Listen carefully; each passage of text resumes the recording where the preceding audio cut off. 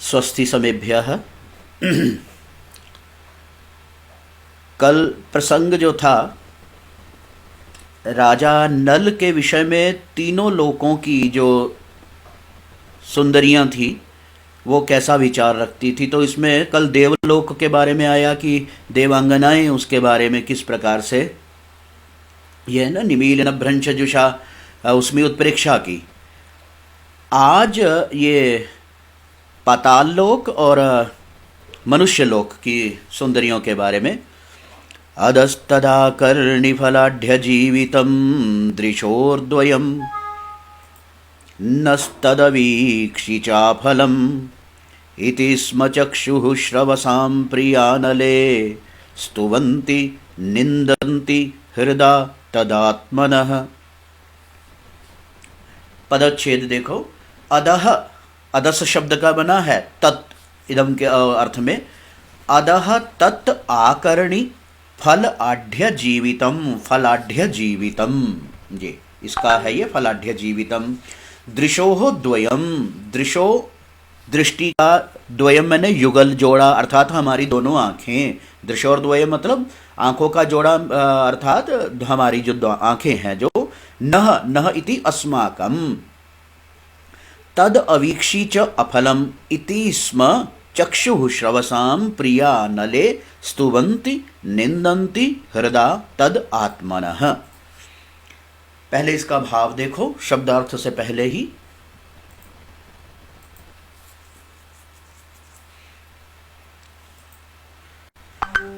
कि जो चक्षुः श्रवः, चक्षुश्रवः बोलते हैं सर्प को, सांप को, नाग। चक्षुश्रवसां प्रियाः, नागों की जो प्रियाएं, अर्थात नाग सुंदरियां, नागलोक की, पाताल लोक है ना नागों के लिए, सर्पों के लिए सर्पलोक, पाताल लोक की जो सुंदरियां थी, वो नले, नल के विषय में क्या भावना रखती। देखो कि अपनी आंखों की निंदा भी करती थी और अपनी आंखों की प्रशंसा भी खूब करती थी। कैसे? स्तुवंती मैंने स्तुति करना, स्तुति इत्युक्ते प्रशंसा, प्रशंसा नाम गुण कीर्तनम, निंदंती उसकी निंदा भी करती थी। तो ये दोनों विरोधी चीजें एक साथ कैसे हैं उसकी कल्पना देखो कैसे की। चक्षुः श्रवसाम, चक्षुः श्रवा, ये चक्षुश्रवा सर्प का नाम होता है। इसके शब्द के बारे में मैं श्लोक के बाद में विश्लेषण करूंगा, अभी इसको संज्ञा मान के चलो, मानो कि ये चक्षुश्रवा सर्प, सर्प की प्रिया यानी कि सर्प अंगना है, सर्प सुंदरियां जो है, नागलोक की सुंदरियां। अधः तद आकर्णी फल आढ़्य जीवितम, कहता है दृशोर द्वयम नह, हमारी ये जो दृष्टि का, ये अन्वय के हिसाब से चलो। नह मैंने अस्माकम, अधः मैंने यह, दृशो मैंने दृष्टि का, द्वयम मैंने जोड़ा, अर्थात हमारी ये दोनों आंखें। तत् मैंने तस्य, उस नल के विषय में, नल के बारे में। आकरणी, आकरणनम मैंने सुनना, श्रवण, कि हमारी दोनों आंखें सुन तो सकती हैं। फल आढ़्य जीवितम, इसलिए क्योंकि हमारी आंखें उस नल के विषय में सुन सकती हैं। यहाँ ध्यान रखना कि एक तो पाताल लोक के कारण उनको नल के गुणों का बखान तो मिलता है, किंतु वो साक्षात उसे देख नहीं पाती हैं। और इससे भी बढ़कर एक और सुंदर बात, चक्षुश्रवा शब्द को देखो। जो सांप होता है उसको चक्षुश्रवा, चक्षु मैंने आंख और श्रवस मैंने होता है कान, यानी कि आंख ही जिसकी कान का काम करती है। तो सांप जो है वो आंखों से सुनता है। एक ये चक्षुश्रवा, सर्प शब्द नहीं दिया, नाग शब्द नहीं दिया, इसलिए चक्षुश्रवस। तो कहते हैं कि ये हमारा ये जो दोनों आंखें हैं, तद आकर्णी, आकर्ण मैंने सुनने वाली, जैसे पढ़ने वाला पाठी, वैसे तद आकर्णी नपुंसक लिंग के कारण ये ई छोटा है, देखो ह्रस्व है। इसलिए फलाढ़्य जीवितम, इनका फल से, आढ़्य मैंने भरपूर, जैसे धन से भरपूर धनाढ़्य, गुणों से भरपूर गुणाढ़्य, ज्ञान से भरपूर युक्त जो समृद्ध जो हो गुणाढ़्य, उसी प्रकार धनाढ़्य ज्ञानाढ़्य, इसी प्रकार फलाढ़्य मैंने अत्यंत सफल है उसका जीवन, मतलब हमारी आंखों का जीवन सफल हो गया। किंतु तद अवीक्षी, तद मैंने तस्य, उस नल को, अवीक्ष वीक्षी मैंने देखने वाला, और न वीक्षी इति न देखने वाला। ये आंखें उसको देख नहीं पाती हैं, इसलिए अफल, ये असफल हो गया इनका, निष्फल हो गया इनका जीवन। ये हमारी जो आंखें, यहाँ तक देखो अर्थ बिल्कुल स्पष्ट हो गया। न ये शॉर्ट फॉर्म है उसकी, संक्षिप्त जो है, न अस्माकम व युष्माकम, हमारी ये दोनों आँखें उस राजा नल के बारे में सुनती हैं। सुनना मतलब उसके गुण का, सौंदर्य का, रूप का, सबको उसको सुनती हैं। फल आढ़्य जीवितम, इसीलिए इनका जीना सफल है, इनका होना सफल है। और उसके बारे में उसका राजा नल को साक्षात सामने देख नहीं पाती हैं, इसलिए अफलम, ये असफल है। असफल मैंने निष्फल हो गया, व्यर्थ हो गया इनका जीवन। तो दोनों देखो, हमारी जो आंखें हैं, सर्प कन्याएं जो हैं, सर्प सुंदरियां, वो बोलती हैं कि हमारी ये दोनों आंखें उस राजा नल के बारे में सुनती तो हैं, इसलिए सफल हो गया जीवन इनका, किंतु देख नहीं पाती हैं, इसलिए निष्फल हो गया जीवन। अर्थ करने में बिल्कुल कोई दिक्कत नहीं अभी है। ये देखो, नह अदह, अदह मैंने इदम, वैसे तो वह के अर्थ में है, किंतु तद इदम, इदम कथानक में ये दोनों बराबर चलते हैं। नह अदह दृशोह द्वयम, हमारी ये दोनों आंखें, तद आकर्णी, उन उसके राजा नल के, तद तदिति प्रसंगवशाद नलस्य वर्णनम, तो तद आकर्णी राजा नल के बारे में सुनती हैं। फलाढ़ जीवितम, इसलिए ये सफल है इनका जीना, इनका होना। तदवीक्षी च अफलम, और उसको न वीक्षी नहीं देख पाती हैं, इसलिए अफलम उनका निष्फल, वो निष्फल हो गई। इति, इस प्रकार से, एवं प्रकारेण चक्षुश्रवसाम, चक्षुश्रवसाम इति षष्ठी बहुवचनम, सर्पाणाम प्रिया, सर्पों की प्रियाएं यानी कि सर्प सुंदरियाँ, सर्प कन्या, सर्प स्त्रियः, नले, नल में, यहाँ में देखो वैषयिक सप्तमी कल भी चर्चा चली थी ना, नल के विषय में। तो सप्तमी होने का केवल सामान्य यही नहीं होता स्थान विशेष हो, वहाँ विषय रूप भी होती है। जैसे पुस्तके रुचि, तो पुस्तक के विषय में, या कवितायाम रुचि, इसी प्रकार नले, नल के विषय में। आत्मनः मैंने अपने, अपने मतलब तद उसको, यहाँ तद शब्द उसके दृष्टि के लिए आया, जबकि ऊपर वाला तद शब्द प्रसंग से नल के साथ जुड़ा हुआ है। तो नल के विषय में आत्मनः मैंने स्वस्य, अपने, तद मैंने उसको, उसको मतलब ये उसको किससे जुड़ेगा, दृशोर द्वयम, देखो इसीलिए मैंने पहले से ही ब्रैकेट में इसको रख छोड़ा है।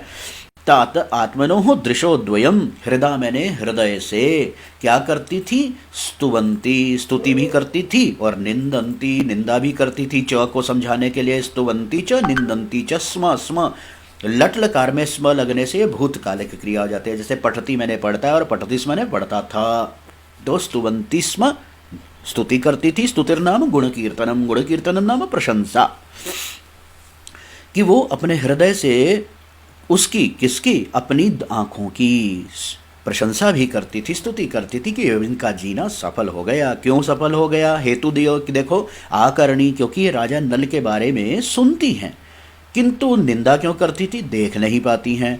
तो श्रवण करना, उसके बारे में सुनना सफलता का कारण हो गया, इसलिए स्तुति हो गई। किंतु उसको न देख पाना, उसके निंदा, न देख पाना मतलब असफलता, निष्फलता हो गई। तो इस निष्फलता के कारण निंदंती च स्म, निंदा किया करती थी। श्लोक के पूरे भाव में प्रधान रूप से तो स्तुवंती च निंदंती स्म, ये दोनों क्रियाएं आपस में विरुद्ध हैं, तो विरोधाभास एक तो अलंकार हो गया।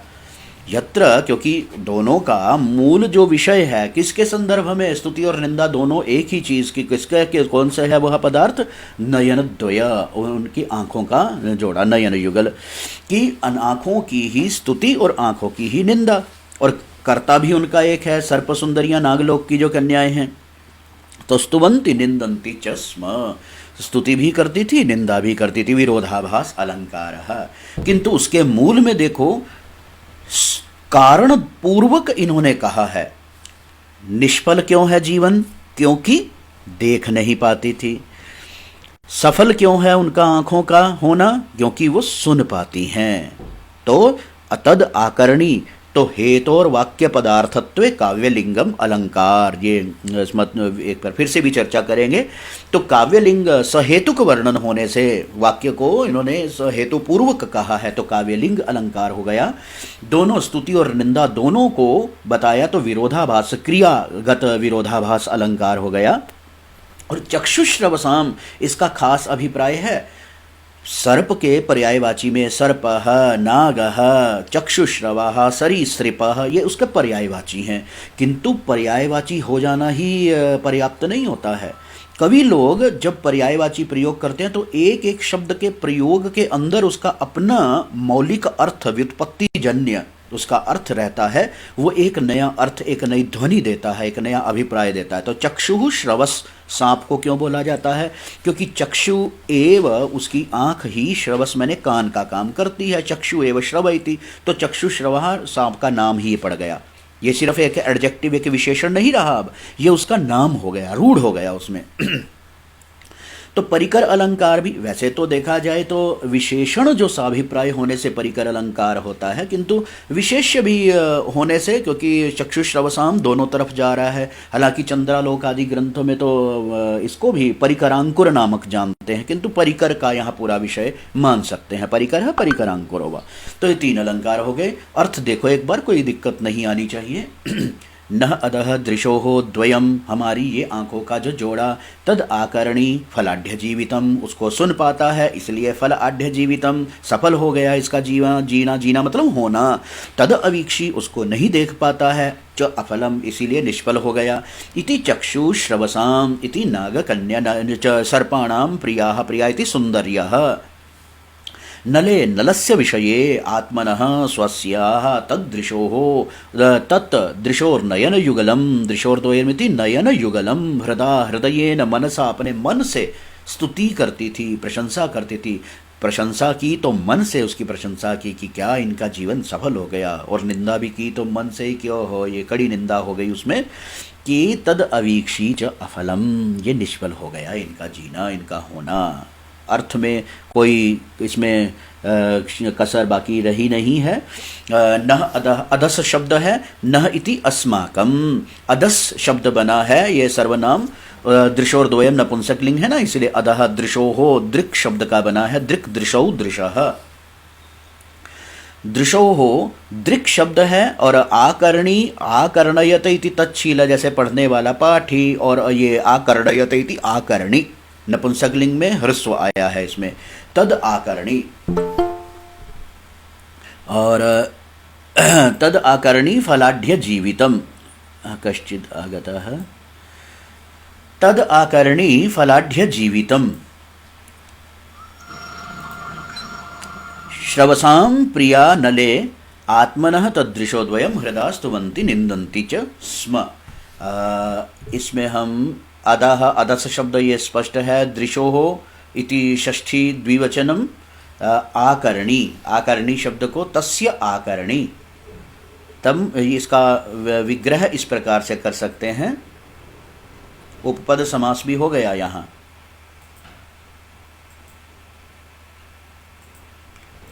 एतावन मात्रम ये हो गया। तम आकर्णयति इति तच्छील, ऐसी स्वभाव या आदत होना, ताच्छील्य अर्थ में ये प्रत्यय होता है। तच्छीलः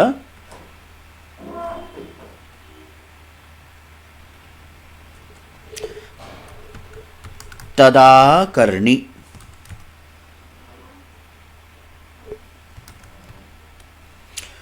ये तच्छीलम हम नपुंसकलिंग में कर रहे हैं ना, तदाकर्णी दृशोर्द्वयम नपुंसकलिंग में, तो तच्छीलम इसीलिए तदाकर्णी। अगर पुलिंग में होता तो ये गुणी दीर्घ मात्रा हो जाती इसमें।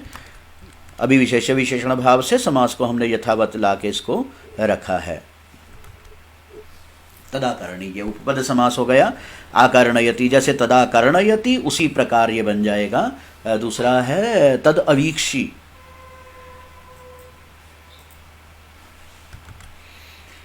तत् वीक्षते, उसको देख पाता है ये नयनों का जोड़ा, नयन युगल। तम वीक्षते इति तच्छीलम,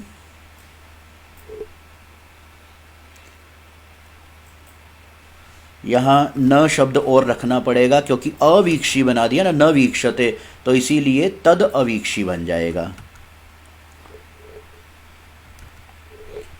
तद वीक्षी,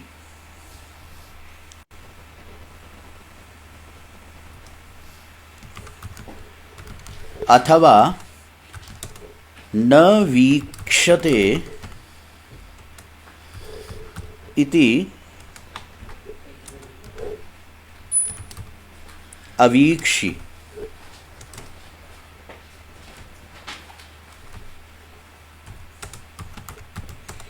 तस्य अवीक्षि, ये बन गया तदवीक्षि।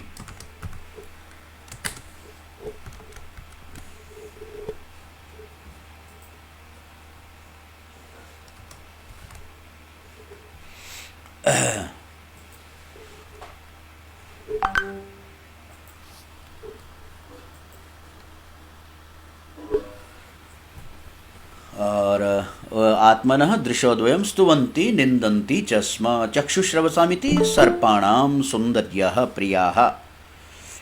और अलंकार इसमें आ गए हैं।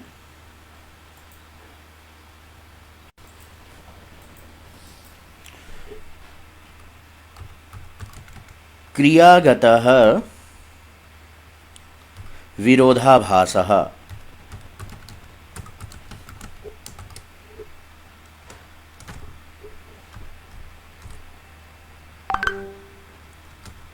और दूसरा अभी हेतु का वर्णन कर देने से काव्यलिंगम।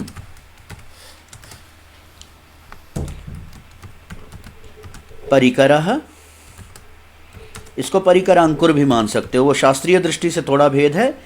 साभिप्राय विशेषण होने से परिकर और साभिप्राय विशेष्य होने से परिकर अंकुर, किंतु स्वतंत्र दृष्टि से इसमें परिकर पूरी तरह से मान सकते हैं।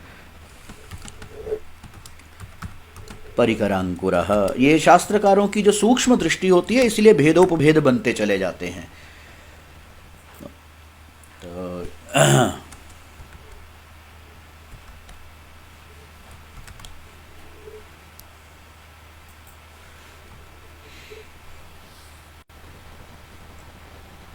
ये तदपि तावत, इसको यहाँ लेते हैं। ये अलंकार आ गया और वंशस्थ पहले से ये लिखा चर्चा है, इसीलिए इसको वंशस्थ है। ये पहले भी चर्चा हो चुकी थी जब प्रारंभ हुआ था ना, जतऊ तो वंशस्थमुदीरितम जरऊ, उसको और ज़्यादा मैथमेटिकली हमने कर दिया। जगणः तगणः जगणः रगणः इज इक्वल टू ये तो वंशस्थम। तो ये हो गया। इसमें अर्थ की दृष्टि से कोई दिक्कत कसर रह तो नहीं रही है अभी। हाँ, स्पष्टम पद्यमिदम। जी गुरुजी ठीक है। हाँ, और आगे इसमें देखो, ये दूसरा पद्य इसमें है। अब मनुष्य लोक की जो सुंदरियां हैं वो उसके प्रति, नल के प्रति जो उनका भाव है,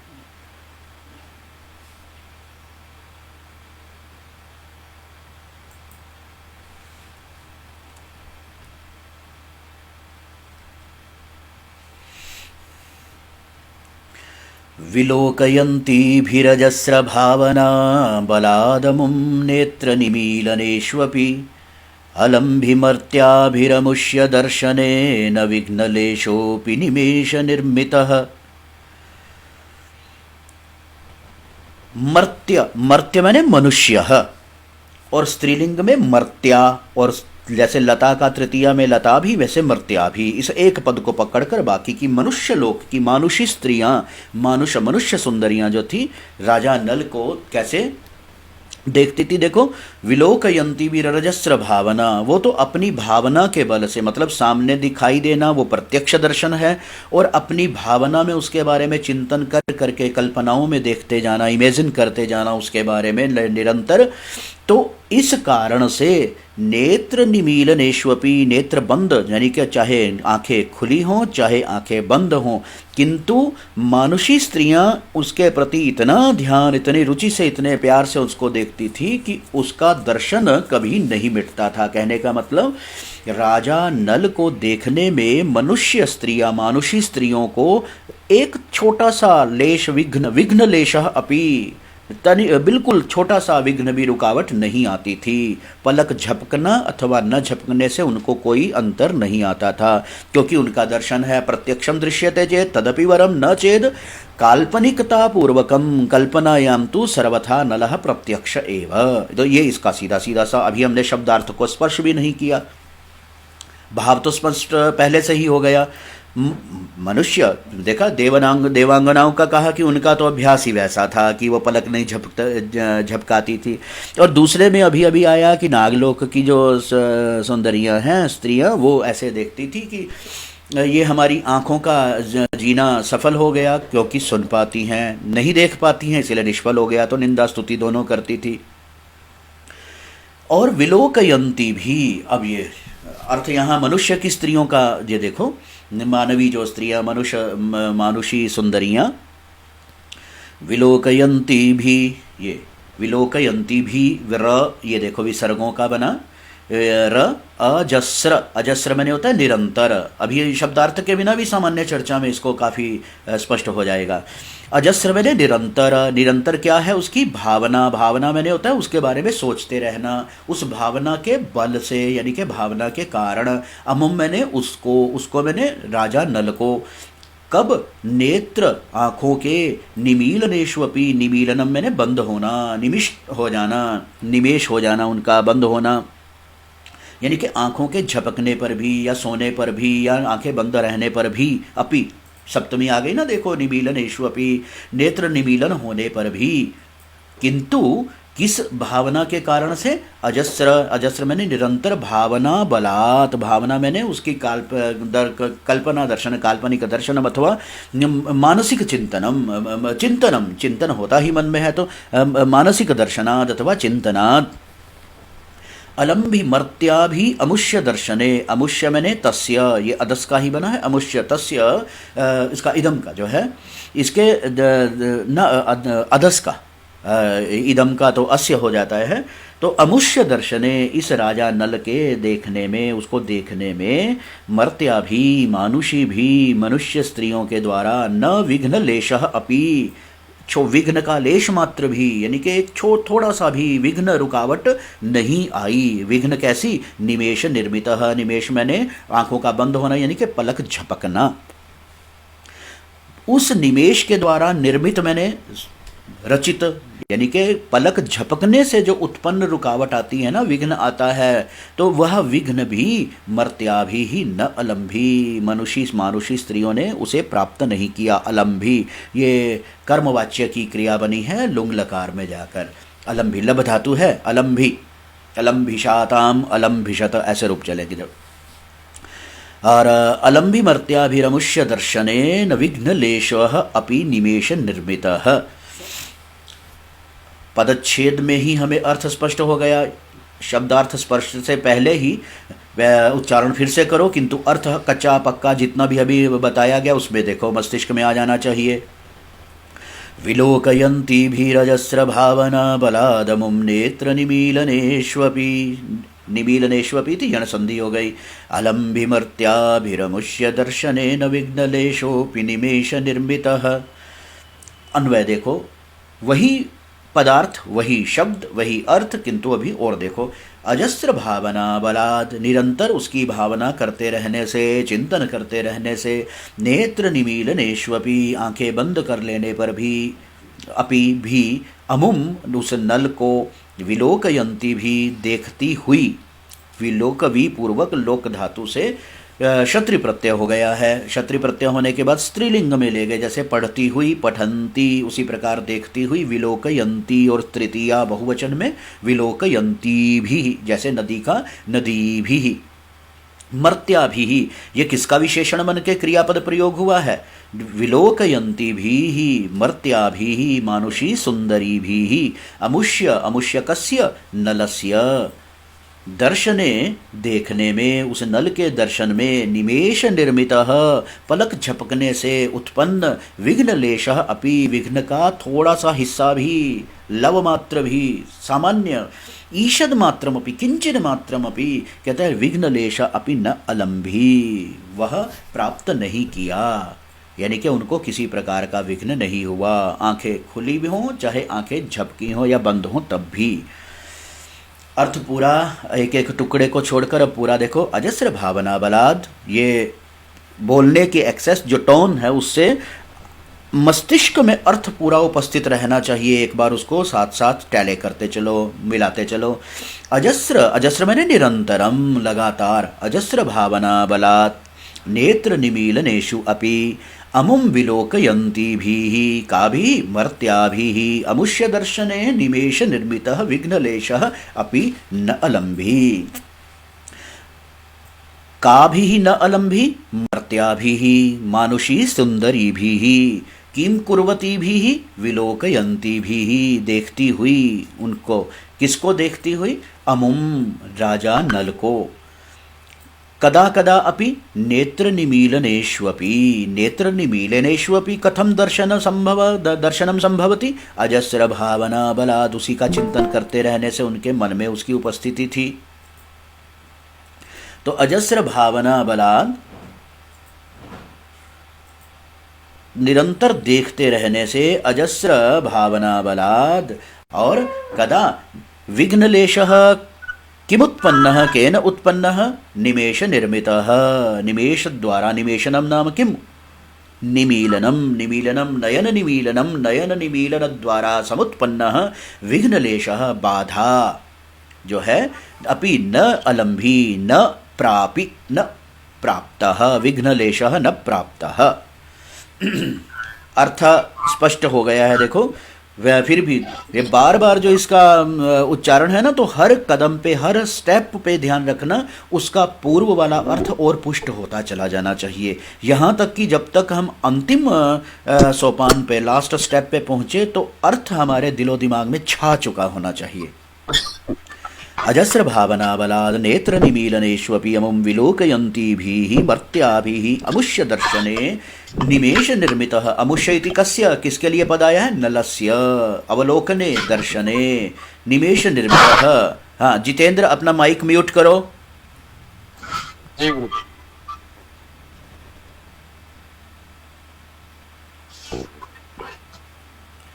तो अजस्र भावना बलाद नेत्र निमीलनेष्वपि हो गया ये इतना। और इसके बाद देखो शब्दार्थ विवरणम में अजस्रम नाम निरंतरम, ये नेत्र निमीलनम मैंने निमेष और निमीलन, उसी प्रकार उन्मेष और उन्मीलनम, ये अमुम विलोकयन्ती भी अजस्रम निरंतरम।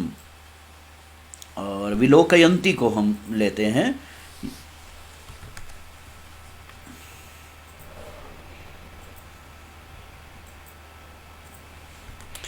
विलोकयन्ती भी वि उपसर्ग लोक व लोकरी धातु होती है, किंतु अभी हम सामान्य जो प्रसिद्ध नाम से प्रवृत्त विलोकयन्ती, ये निच इसमें जुड़ जाता है, चुरादिगण में भी आती है ये धातु।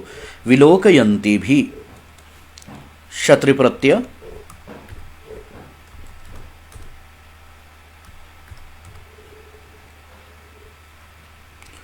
क्षत्रि प्रत्यय होने के बाद पहले उसका हम एक रूप बना लेते हैं पुल्लिंग में, विलोकयन, देखते हुए पुरुष के लिए, और प्लस इसमें स्त्री प्रत्यय हमने कर दिया गी। इसका शेष बचता है ई, और ये बन चुका है विलोकयन्ती।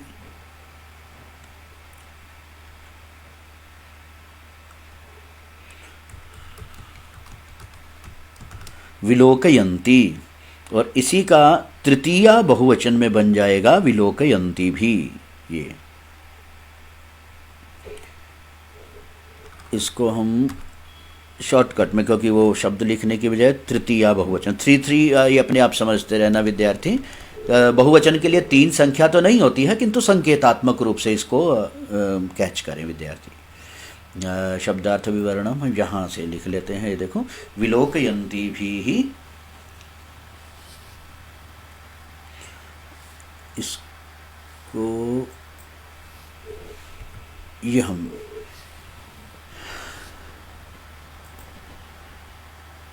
विलोकयन्ती भी हो गया। और शब्द कौन सा है? मर्त्या भी, मानुषी भी, अमुष्य तस्य दर्शने निमेष निर्मितः विघ्नलेश अलम्भी को कर लेते हैं। ये लब धातु है।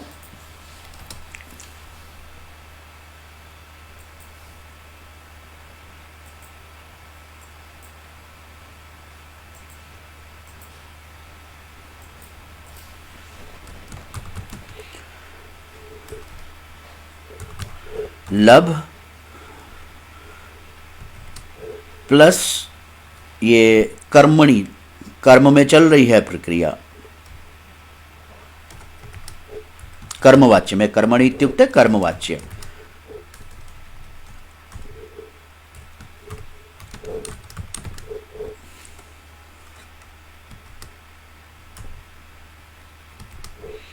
लुंग लकार है,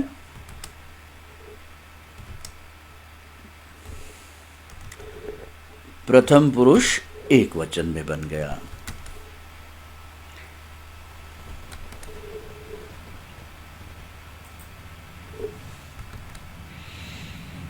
और अलम भी ये देखो कि यद्यपि नेत्र निमीलन होना कारण है उसका दर्शन न करने का, किंतु फिर भी दिखाई दे रहा है, तो यहां पर विशेषोक्ति अलंकार होता है।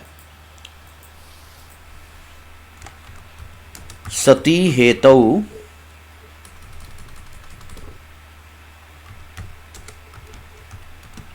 कारण है किंतु कार्य दिखाई नहीं दिया। सती हेतौ फलाभावे विशेषोक्ति,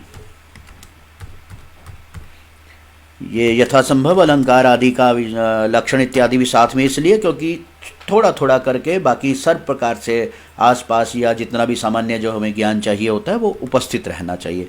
सती हेतु फलाभावे विशेषोक्ति ही, विशेषोक्ति इसमें अलंकार है। जैसे विभावना होती है ना, बिना हेतु बिना कारण के जब कार्य दिखाई दे तो विभावना अलंकार, और उससे बिल्कुल विपरीत होता है सती हेतु फलाभावे विशेषोक्ति ही। त्रिधाचसा ये पूरा लक्षण का है उसमें, तो विशेषोक्ति हो गई। और वंशस्थ इसमें छंदा जाता, तो ये बार बार इसको नहीं, केवल हर श्लोक के साथ इसको आगे जोड़ा जाएगा। हो गया। विलोकयंती भीरजस्र उच्चारण करते हैं ताकि उसमें पूरा अर्थ में कोई विश्लेषण बाकी रह गया हो तो उसमें पूछें जो है। विलोकयंती भीरजस्र भावना बलादमुं नेत्र निमीलनेष्वपि अलम्भिमर्त्याभिरमुष्य दर्शने न विघ्नलेशोऽपि निमेष निर्मितः। एतावन् मात्रम्। इसमें दोनों पद्यों की दृष्टि से कोई प्रश्न कोई विद्यार्थी पूछना चाहते हैं कि अद्य तावत् पर्याप्तम इदं व्याख्यानम।